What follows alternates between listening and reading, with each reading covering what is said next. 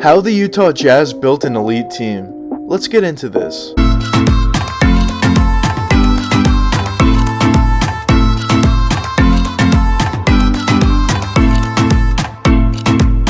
Quickly before we start the video, if you guys enjoyed this video and want to see more NBA content just like this one, please hit that subscribe button and that post notification bell. Anyways, back to the video. Over the past few seasons, the Utah Jazz have definitely been known as one of the best up and coming teams we have in the NBA. The three things that I personally think of when I hear of the Utah Jazz is first Donovan Mitchell, Rudy Gobert, and just being one of the best coached teams in the NBA. And at this point over the past few seasons, it feels like the Utah Jazz are always one of the best teams in the NBA during the regular season, and one of the elite teams we have in the NBA. But how did the Utah Jazz actually get to this point? Before you can even think about building an elite team in this NBA or even a pretty good team, the first thing you always need to do is hire the right people in the right positions. Of course, the first thing you think about is general manager and also president, which is definitely the two most important roles in your organization, but there's so many other positions in your organization that's very crucial to hire the right people in those positions, and they're positions that you may not even heard about before. But that's something the Utah Jazz definitely nailed down and got right. The next step is talent evaluation. This is the most important thing you can have as a general manager, president, or anybody in your organization. If you can't evaluate talent, you're never going to be good in this league. Even if you have a high draft pick basically every single season, talent evaluation is still one of the most important things you can have as an organization. If you can't evaluate talent, even if you have the #1 overall pick, for example, you're going to pick the wrong guy. And if you pick the wrong guy at that #1 overall pick, you're probably going to get fired as a general manager, and you set your organization back years and years.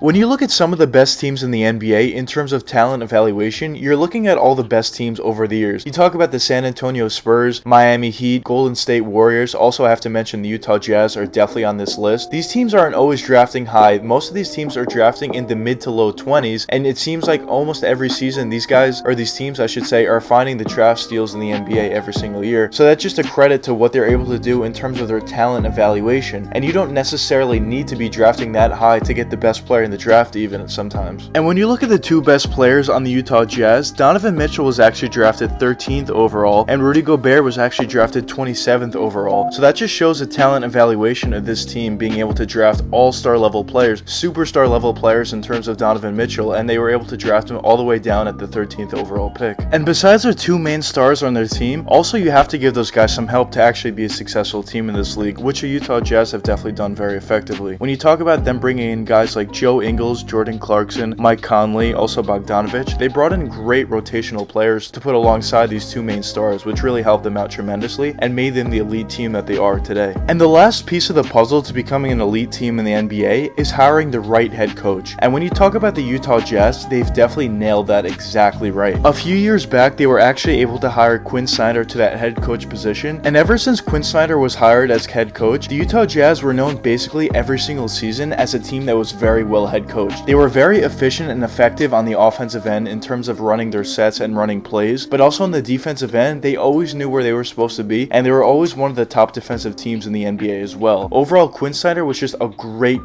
coach for this team. And the thing about Quinn Snyder is obviously a lot of head coaches have pretty good sets in the NBA and actual X's and O's, but the thing about Quinn Snyder is he actually got everybody on his team to buy into what he was talking about, and that's probably one of the biggest keys. You can have the best X's and O's and best sets in the league, but if your players don't buy into it, it doesn't mean anything. So the fact that Quinn Snyder both has great X's and O's, but also on top of that got everybody on his team to buy in, really is the reason why he's a very good head coach in this league. The biggest thing that I think makes this Utah Jazz team is unique is they're not a super team. We've seen time in and time again that all these new stars in the league always want to team up in order to create a super team in this league. But the thing about the Utah Jazz is, yeah, they have a superstar in Donovan Mitchell and an all-star in Rudy Gobert, and I think both of those guys are going to get better as the time goes on. But this Utah team is definitely not a super team. Besides those two guys, they don't have anybody who's really near that all-star level as a third guy. Everybody else on the team is just very good role players, even good starters on their team, but they definitely don't have anyone that's near that all-star or definitely not a superstar type level besides those two main guys. So I think that's a very good trait actually about this Utah Jazz team, and very commendable. But now let's quickly talk about the two best players on the Utah Jazz, which is Donovan Mitchell and Rudy Gobert, and see what makes them so great in this league. But let's quickly start off with Donovan Mitchell. Mitchell, obviously I personally think that Donovan Mitchell's a superstar in this league, and I think he's only going to get better as the years go on. I just think he's that great in this league. But to quickly talk about his offensive game, let's start with his three-point shooting. So this is something that he definitely worked on tremendously ever since he got to the NBA and really extended his range all the way out to that three-point line. But when you look at him now, he's a great three-point shooter. He can catch and shoot from that three-point spot. He has a great stroke as well. He can create for himself with very good handles and athleticism from that three-point line, either with step back, side steps, or even just crossing up his defender and pulling up from that three-point shot. He's a very good three-point shooter overall. But then talking about his mid-range ability, he also has the ability to be very effective in that pull-up mid-range shot, as well as a post turnaround fadeaway, which is personally my favorite shot on the offensive end. He can do that pretty effectively as well. He has a pretty good floater game as well in the pick and roll and just driving by his defender in general and putting that floater over the taller defender. But then when he gets to the basket, that's where he becomes the most explosive, where we've seen him time and time again posterize whatever defender's in his way in the paint. Also, he uses that athleticism very effectively to actually finish around the basket with crafty layups as well, and I think that's definitely an underrated part of his finishing ability. And in terms of his passing and playmaking ability, I think that's something he's definitely worked on ever since he got into the NBA as well, and made himself not just a scorer but also a guy who can find his teammates as well. And I think he's definitely gotten a lot better at that as well, and I think he always is going to find that open teammate when he gets double teamed. And overall, I just think he's a pretty good passer in this league at the moment. But Donovan Mitchell is definitely the true definition of a 3-level scorer in this league that also has passing ability. But now let's quickly talk about Rudy Gobert and what he does well. So obviously Rudy Gobert on the offensive end is pretty limited. He's just a guy who's going to get the pick and roll lobs and maybe some offensive rebounds and putbacks and stuff like that. But he doesn't really have too many skills on the offensive end. But what I will say is, in recent memory, we've definitely seen him work on his post-game ability and really be more efficient at those hook shots and put those up from time to time. So what I will say is that's definitely very good to see from him, and hopefully he can improve upon that going forward. But where Rudy Gobert really makes his bread and butter is on the defensive side of the ball. Rudy Gobert is one of the best defensive centers we do have in the NBA. Whenever an opposing player comes into the paint, he always blocks that shot or gets a very good contest on it. He's the true definition of an NBA anchor in this league. He can guard a ton of different positions as well, going out to the perimeter and following them all the way to the paint and blocking their shots with chase down blocks as well. He's a great rebounder as well. Overall, the defensive side of the ball, he's exactly what you want if you're playing with him. And the fact and the reason why the Utah Jazz are able to be so effective on the offensive and defensive end is obviously due to coaching, because they don't have a super team, as I mentioned. But specifically on the offensive end, they have such great ball movement each and every season, and that's how really they're able to break down the opposing defenses and be so efficient and effective on the offensive end. It really plays to their ball movement and just always being on target and on task and always running the correct sets. It just all comes down to coaching, and honestly, in my opinion, the main reason why the Utah Jazz are so good, besides having Donovan Mitchell and Rudy Gobert and some other good players on their team, it's just coaching. I think that's what it comes down to. But let me know what you guys think in the comments. Why do you personally think this Utah Jazz team became so good, especially in the regular season, without having a true super team? Or do you not think that they're so good as I think? But anyways, I hope you guys enjoyed the video, and if you did enjoy, please leave a like and subscribe and hit that post notification bell. It really helps me out a lot. Until the next time, peace out, guys.